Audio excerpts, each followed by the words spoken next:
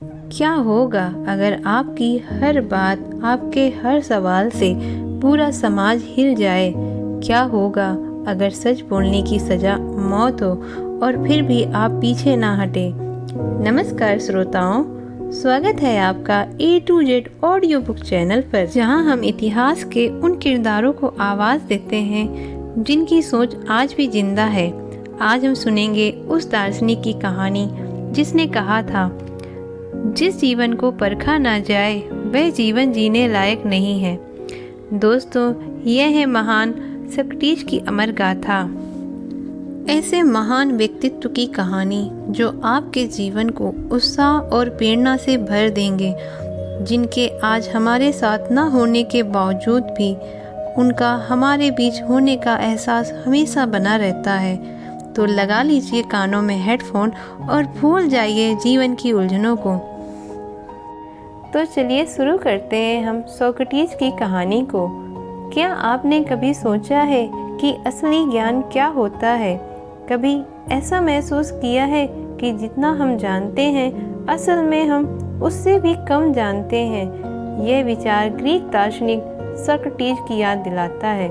एक ऐसा व्यक्ति जिसने अपनी पूरी जिंदगी सिर्फ एक ही बात साबित करने में लगा दी, सच्चा ज्ञान सवाल करने से आता है। आज हम सोक्रेटिस की पूरी कहानी सुनेंगे, उनका बचपन, उनका जीवन, उनके विचार और अंत में उनका बलिदान। सोक्रेटिस का जन्म 470 ईसा पूर्व एथेंस ग्रीस में हुआ। उनके पिता सोफ्रोनिस्कस पत्थर तराशने का काम करते थे और माँ फेनारेते एक दाई थी। बचपन से ही साधारण परिवार में पले बढ़े, दिखने में आकर्षक नहीं थे। छोटे कद, मोटे शरीर के, बड़ी आंखें और अजीब सा चेहरा, लेकिन दिमाग बेहद तेज। बचपन से ही हर बात पर सवाल करना, दूसरों को टोकना और गहराई से सोचना उनकी आदत थी। यदि हम इनके शिक्षा और गुरु की बात करें तो ग्रीस में उस समय सोफिस्ट नामक शिक्षक बहुत प्रसिद्ध थे। सोक्रेटिस ने उनसे शिक्षा ली, लेकिन धीरे धीरे यह महसूस किया कि वे लोग सिर्फ पैसे लेकर ज्ञान बेचते हैं। सोक्रेटिस ने निश्चय किया वो कभी ज्ञान को व्यापार नहीं बनाएंगे। उनकी शिक्षा का मुख्य आधार था संवाद और क्वेश्चनिंग, मतलब प्रश्न करना। यदि हम उनके जीवन शैली और विचार पर ध्यान दें तो सोक्रेटिस का जीवन बहुत साधारण था। वे नंगे पांव चलते थे, साधारण कपड़े पहनते थे, कहते थे जरूरतें जितनी कम होंगी इंसान उतना आज़ाद होगा। उनका पूरा ज्ञान मौखिक संवाद और चर्चा पर आधारित था। वे लोगों को रोककर उनसे सवाल पूछते थे, सच्चाई क्या है, न्याय क्या है, साहस क्या है। इस तरीके को आज सोक्रेटिस मेथड कहा जाता है। उनके शिष्यों में सबसे बड़ा नाम प्लेटो था। प्लेटो ने ही सोक्रेटिस के विचारों को अपनी किताब में दर्ज किया, वरना शायद आज हम सोक्रेटिस का नाम नहीं जानते। प्लेटो और अन्य शिष्यों ने उन्हें नैतिकता का शिक्षक कहा।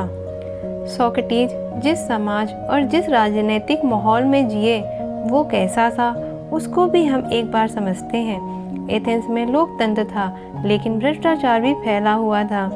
सोक्रेटिस हमेशा सत्ताधारियों से सवाल पूछते थे। कई अमीर और प्रभावशाली लोग उनसे चिढ़ने लगे। वे कहते थे, मैं समाज का गधा हूँ, लोगों को जगाने के लिए डंक मारता हूँ। 399 ईसा पूर्व में उन पर मुकदमा चलाया गया। आरोप था युवा पीढ़ी को बिगाड़ना, देवताओं का अपमान करना। अदालत में उन्होंने बेखौफ होकर कहा, मैं सच बोलना नहीं छोड़ूंगा। जूरी ने उन्हें दोषी ठहराया, सजा दी गई, मृत्यु की, जहर पीकर मरने की सजा। अंतिम समय कैसा रहा सोक्रेटिस का? जेल में रहते हुए उन्होंने भागने से इनकार कर दिया। शिष्य रो रहे थे, लेकिन सोक्रेटिस शांत थे। उन्होंने कहा, मृत्यु से मत डरो, आत्मा अमर है। उन्होंने हेमलॉक जहर का प्याला पिया। धीरे धीरे उनके शरीर ने काम करना बंद कर दिया और वो हमेशा के लिए अमर हो गए। सोक्रेटिस ने कोई किताब नहीं लिखी, लेकिन उनके शिष्य प्लेटो और एरिस्टोटल ने पूरी दुनिया को प्रभावित किया। आज भी उनकी कही गई बात the examined life is not worth living पूरी दुनिया के लिए प्रेरणा है। वे हमें सिखाते हैं कि ज्ञान का असली रास्ता सवाल पूछने से है। सोक्रेटिस की पूरी जिंदगी हमें यही सिखाती है कि सच की खोज आसान नहीं होती। समाज अक्सर आपको रोकता है, लेकिन अगर आप सच्चे हो तो आपके विचार कभी नहीं मरते। सोक्रेटिस का शरीर चला गया, लेकिन उनके विचार आज भी जिंदा है और हमेशा रहेंगे।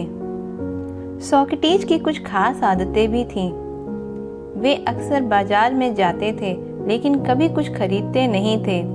लोग पूछते थे, आप यहाँ क्यों आते हैं? वे हंसकर कहते, मैं यहाँ आता हूँ ताकि देख सकूँ कि कितनी चीज़ें ऐसी हैं जिनकी मुझे ज़रूरत नहीं है। सोक्रेटिस और युद्ध। उन्होंने एथेंस की सेना में भी सेवा की। पेलोपोनेसियन वॉर में हिस्सा लिया। युद्ध में वे बहादुरी से लड़े और साथियों की जान बचाई। इससे पता चलता है कि वे सिर्फ दार्शनिक नहीं बल्कि एक महान योद्धा भी थे। चलिए सोक्रेटिस मेथड को विस्तार से समझते हैं। वे किसी से सवाल पूछते और जब वह जवाब देता तो अगला सवाल पूछते। धीरे धीरे सामने वाला खुद ही उलझ जाता और अपनी गलती समझता। इसका उद्देश्य था लोगों को अपनी अज्ञानता का एहसास कराना। एग्जाम्पल, सोक्रेटिस किसी से पूछते, साहस क्या है? वह व्यक्ति कहता, डर ना होना। फिर सोक्रेटिस पूछते, तो अगर कोई पागल आदमी बिना डरे आग में कूद जाए तो क्या वह साहसी है? व्यक्ति चुप हो जाता और सोचने लगता। चलिए समझते हैं सोक्रेटिस के विचार महिलाओं के प्रति कैसे थे।